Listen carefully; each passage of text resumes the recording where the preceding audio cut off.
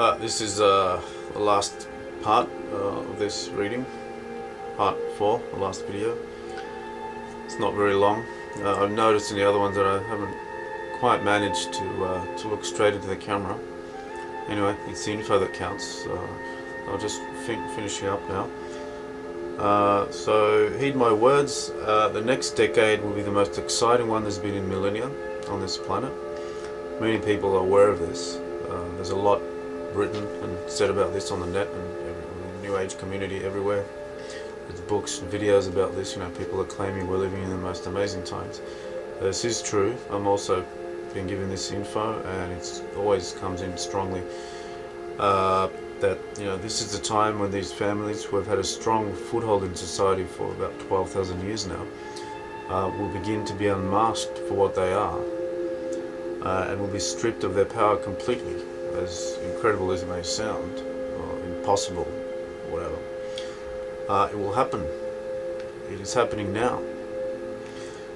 But it will be up to us to make it happen sooner and make it happen properly, of course. I mean, the whole theme all throughout this automatic writing here has been that we have to make the effort, you know, ourselves. It's a massive misconception that's sort of this sort of false impression that's been sort of transmitted through the New Age scene that, you know, 2012 it's going to fix everything and it's all going to be alright, and, you know, golden age and blah blah blah. Well, yes, but the thing is, we have free will, and we have the divine spark, and we are co-creators. We're not gods, but we are creator gods. But we're not the God, but we are fragments of the one. So we have that power to create and change circumstances, and, you know, create our destiny.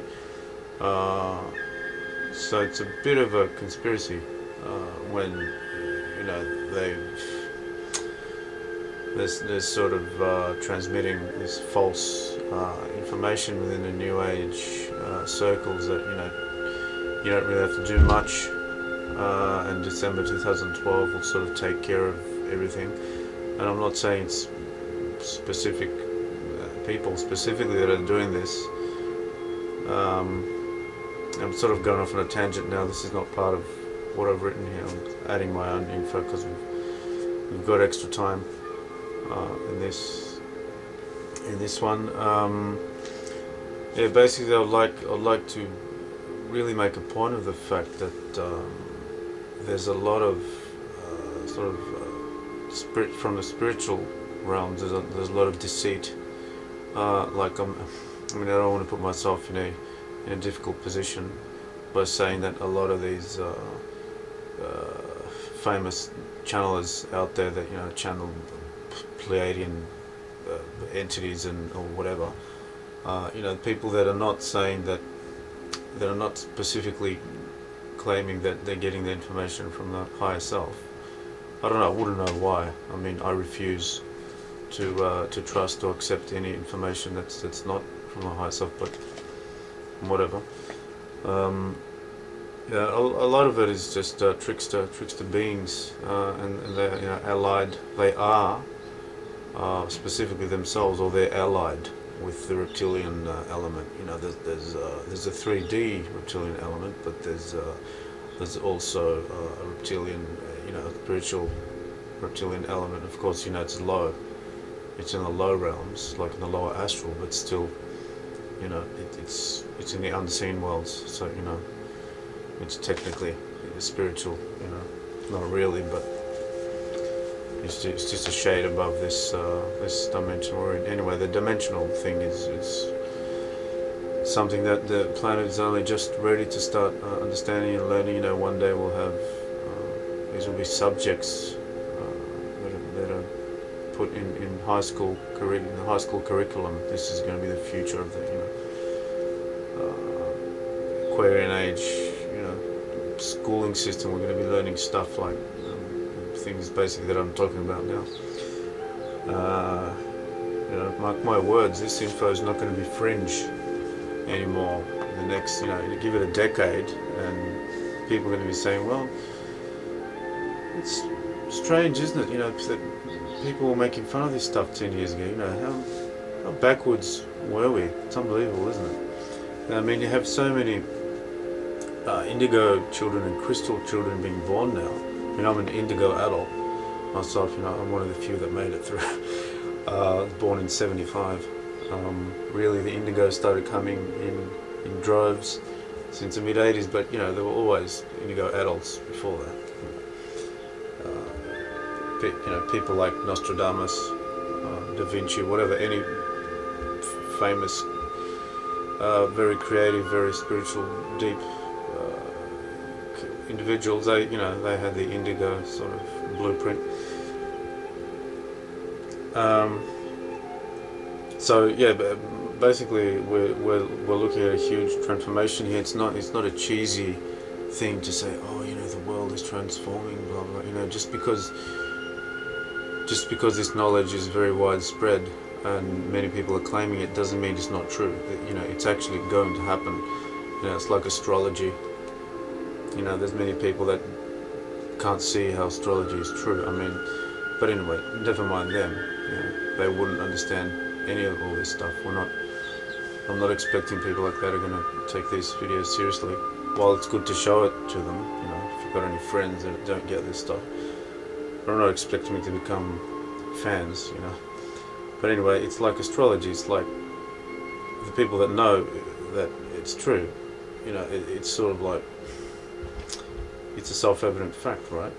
You know, no matter how much you read on traits and things like that, and you know, you read the same thing over and over. You know, Leos are like this, Geminis are like this, Libras are like this. Well, you know, I mean, it doesn't mean that because something is popular that it's sort of a fad or whatever, and it's not actually based on the truth. So, you know, much like this astrology thing, you know, might seem cheesy or whatever because of you know, there are a lot of people that are not into it, but there are huge numbers that do, you know, follow astrology and believe it and buy all, you know, Linda Goodman books and all this.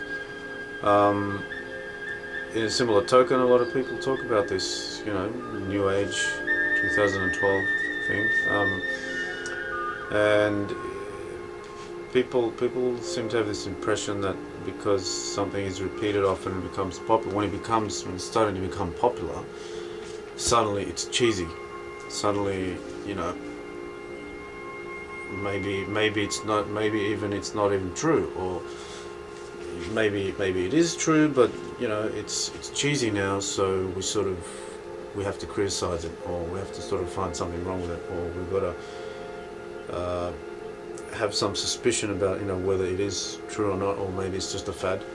It's not. It's just that it's this knowledge is at the stage that it's just about to become mainstream. That's all.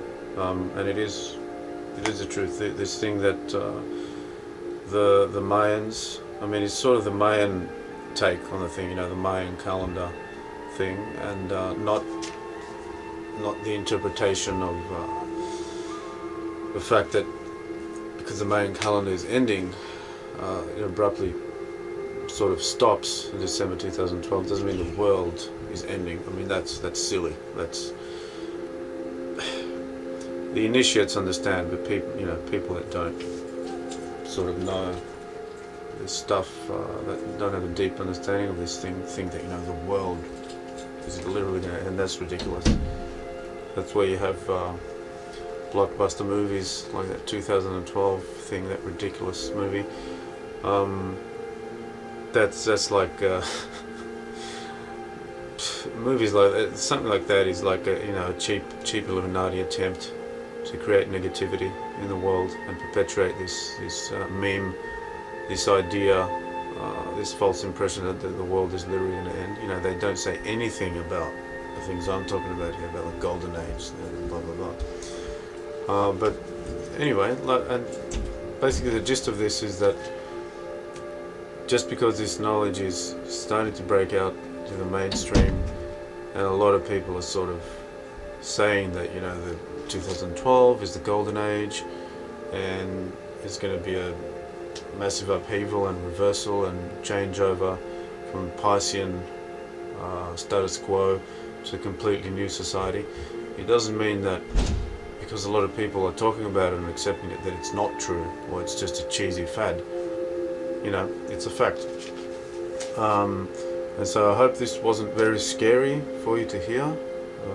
You know, the stuff in the middle, part 2 and 3. And I apologize if it was, but do not fear, but instead realize that we have the power to change all this because we let it happen in the first place by not facing it. It's time now as a planet to face our demons. With much love, Constantius.